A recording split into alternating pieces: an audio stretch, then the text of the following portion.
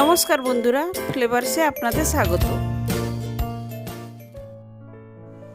কবিগুরু রবীন্দ্রনাথ ঠাকুরের জন্মতিথির উপলক্ষে ঠাকুর পরিবারের সদস্য পূর্ণিমা ঠাকুরের লেখা ঠাকুর পরিবারের বই থেকে পাওয়া এক অন্যতম রেসিপি দুধ মাছ। চলুন এই রেসিপিটা বানানোর জন্য আমার কি কি লাগছে। এখানে আমি 4 পিস মাছ নিয়েছি। আপনারা এখানে রুই কাতলা যে কোনো মাছই নিতে পারেন, আমি এখানে রুই মাছ নিয়েছি। প্রথমে হলুদ নুন দিয়ে মাছটাকে ভালো করে মাখিয়ে নিচ্ছি। এবার অপর দিকে দুধ নিয়েছি, তেল, কাঁচা লঙ্কা, লঙ্কার গুঁড়ো, হলুদ, 5 ফোড়ন আর 1 চামচ ময়দা। আমি ওই দুধে ময়দাটা আমি দিয়ে তার সঙ্গে আমি হলুদ দিচ্ছি, লঙ্কার গুঁড়ো।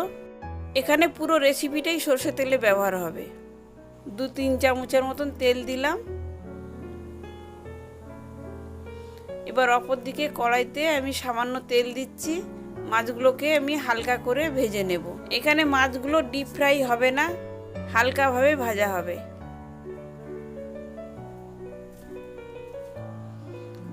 এই ওদিকে ভেজে নিয়েছি, এবার অপর দিকে হালকা করে ভেজে নেব।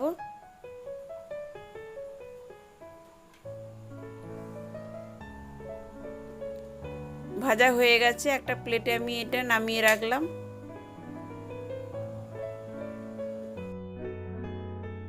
ওই তেলে 5 ফোড়ন দিচ্ছি, চেরা কাঁচা লঙ্কা দিলাম। এবার খুন্তি দিয়ে ভালো করে নেড়ে নিচ্ছি।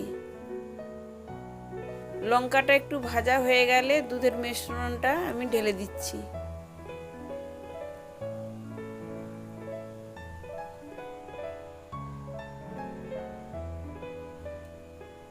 হাতা দিয়ে ভালোভাবে নেড়ে নিচ্ছি।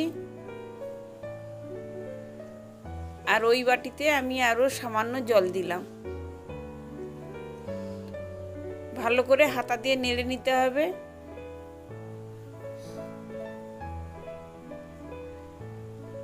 এবার পরিমাণ মতো নুন দিলাম। ফুট উঠলেই হাতা দিয়ে ভালোভাবে নেড়ে নেবেন, নালে ময়দাটা নিচে বসে যেতে পারে।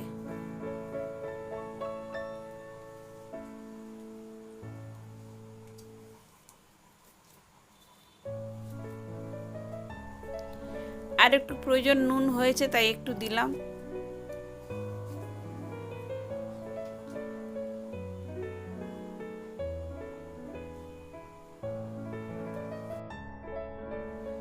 ঝোলটা ঘন হয়ে গেলে মাছটা একে একে দিয়ে দিচ্ছি।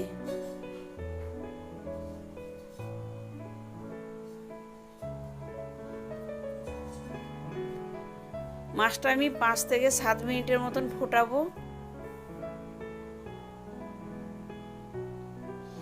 ওপর থেকে 2-3 খানা কাঁচা লঙ্কা দিয়ে দিলাম, যাতে কাঁচা লঙ্কার সুন্দর সেন্ট ঝোলের সঙ্গে মিশে যায়। আপনারা এখানে ঝোলও রাখতে পারেন বা গ্রেভিও রাখতে পারেন।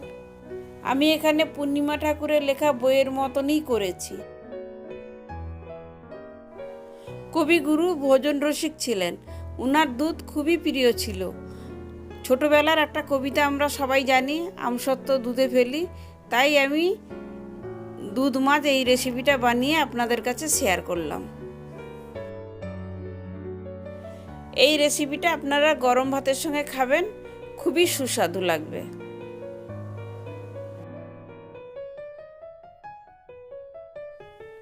আমার এই রেসিপিটা যদি আপনাদের ভালো লেগে থাকে তাহলে একটি লাইক দেবেন এবং আমার চ্যানেলটিকে সাবস্ক্রাইব এবং শেয়ার করবেন। ধন্যবাদ।